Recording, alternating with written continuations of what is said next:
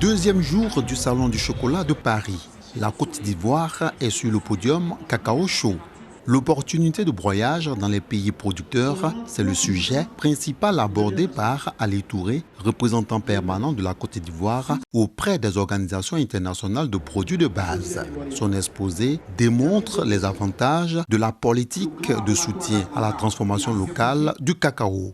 Aujourd'hui, nous pensons que c'est une victoire pour les pays producteurs car depuis que nous participons à ce salon, c'est la première fois que les producteurs arrivent à s'exprimer sur leurs préoccupations. Il fallait amener le débat au grand public pour que les consommateurs sachent que sur 100 milliards de dollars que génère la filière du cacao de façon mondiale, il n'y a que 3% qui reviennent à nous pays producteurs. Sur ce même podium, d'autres acteurs ivoiriens très applaudis. Qu'ils soient planteurs ou chocolatiers, leur vœu reste le même, c'est de voir leurs revenus s'accroître. Ils nous ont donné la possibilité de parler à tous ces consommateurs européens pour qu'ils prennent conscience que acheter le cacao à 1 € et des broutilles, c'est quelque chose qui ne peut pas perdurer. Mon passage sur ce plateau montre que les producteurs ont une importance dans la vie de la chocolaterie dans ce monde entier. L'ambassadeur de la Côte d'Ivoire en France ne manque pas d'afficher l'ambition du président de la République, Alassane Ouattara.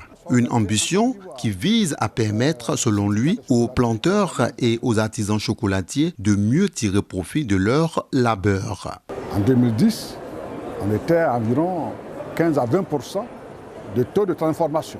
Aujourd'hui, avec la politique mise en place par le président Alassane Ouattara, nous sommes environ 40% de taux de transformation.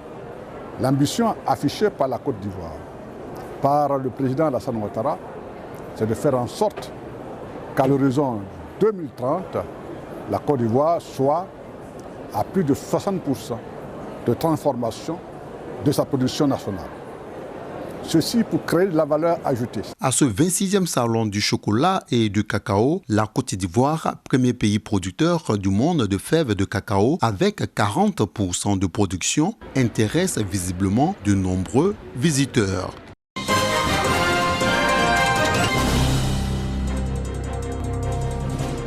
En organisant cette rencontre, le directeur de publication du journal en ligne AGM News veut contribuer à la professionnalisation du secteur et à promouvoir la culture de l'excellence dans le domaine du numérique en Côte d'Ivoire.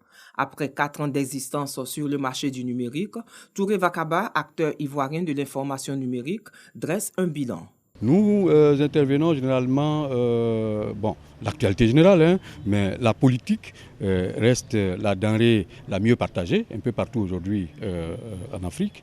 Mais en dehors de la politique, nous faisons également, nous traitons des actualités liées au sport, la société, l'économie, la culture. Donc on peut dire que nous traitons de l'essentiel des sujets qui intéressent les justiciables. Les professionnels du secteur présents à cette rencontre ont chacun enrichi les débats sur le thème liberté de la presse et responsabilité. La liberté de la presse est limitée par la situation économique même de la presse. Les journalistes n'ont pas souvent les moyens de l'exercice libre de leur métier. C'est une bataille permanente pour que l'opinion de la population s'exprime pour qu'il y ait une liberté. Les échanges se sont poursuivis avec les panélistes Amos Beonao et Diomandé Enza, tous les deux journalistes professionnels.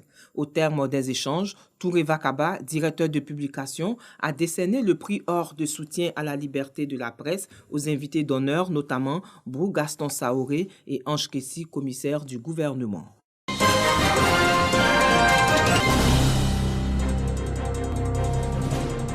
Fresco dans la dynamique de la lutte contre le cancer du sein. Une marche sportive initiée par la direction départementale des sports a eu lieu sur le boulevard principal de la ville, dans le cadre de la journée d'animation sportive citoyenne dédiée à la femme, pour ce mois d'octobre dénommé Octobre Rose, instauré par le ministère de la Promotion des Sports et du Développement de l'économie sportive. Les femmes n'ont qu'à faire sport. Mais quand tu fais sport, là, ta santé, là, ça est là. Quand tu me vois comme ça, on dirait une petite fille. Mais ici, en jeu. On peut dire que ça a été une réussite à Fresco parce que les gens sont sortis. Malgré le temps, il faut faire le sport régulièrement pour être toujours en bonne santé. Selon le préfet du département, Des séances de sensibilisation et de dépistage du cancer du sein vont se poursuivre dans tout le département de Fresco. Fresco n'a pas voulu rester en marge. Elle a voulu, avec l'appui des directions départementales installées, mener cette activité. Donc, je voudrais inviter toutes les femmes du département de Fresco à prendre attache avec les services de santé, afin qu'on leur enseigne les méthodes, en tout cas les plus simples, les gestes les plus simples de dépistage, notamment l'autopalpation. Pour l'heure, aucun cas de cancer du sein n'a été signalé à Fresco.